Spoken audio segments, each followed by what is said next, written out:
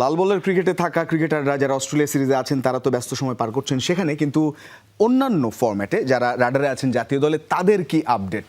Batting পজিশনের অদল বদলি কাল হয়েছে আফিফ হোসেনের। কোচ মিজানুর রহমান বাবুলের দাবি কিন্তু সেটাই। কোচের মতে 4-5 নম্বর পজিশনে আদর্শ আফিফের জন্য। তবে শুধু আফিফই নন, পুরনো রূপে ফিরতে মিরপুরে পরিশ্রম করে যাচ্ছেন আরেক ব্যাটার সাইফ হাসান। অন্যদিকে জাতীয় দলের ব্যস্ততা না থাকায় সাদা বলের ক্রিকেটের জন্য নিজেকে সানিয়ে নিচ্ছেন মুস্তাফিজুর রহমান। জাতীয় দলের চেনা মুখ, অথচ এখন লাল সবুজের মূল জার্সির বাইরে। বলা হচ্ছে সাইফ হাসান ও আফিফ হোসেনের কথা। হারিয়ে যাওয়া ফর্ম আর ছন্দ খুঁজে পেতে দুজনই এখন ভরসা রেখেছেন এইচপির অনুশীলনে। মিরপুরের চেনা আঙিনায় কোচ মিজানুর রহমান বাবুলের অধীনে চলছে তাদের ঘুরে দাঁড়ানোর নিবিড় লড়াই।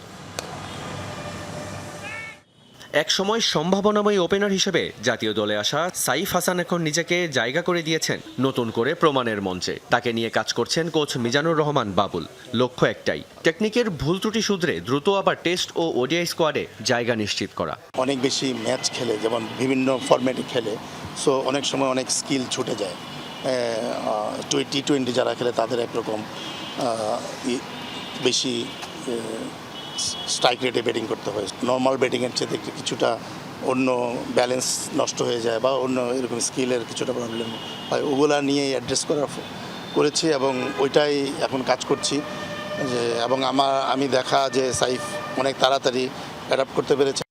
অন্যদিকে দীর্ঘদিন পারফরমেন্সের ঘাটতিতে জাতীয় দল থেকে ছিটকে গেছেন বাঁহাতি ব্যাটার আফিফ হোসেন। এই অলরাউন্ডারকে নিয়ে এক ভিন্ন পর্যবেক্ষণে কোচ।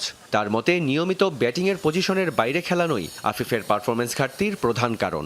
আমার কাছে মনে হয় যে আফিফ মিডল অর্ডার ব্যাটসম্যান, মানে টপ মিডল অর্ডার ব্যাটসম্যান। যে আপনি 4-5-এর নিচে আফিফ খেললে, আফিফ হলো অনেক বড় মানে হিটার না যে।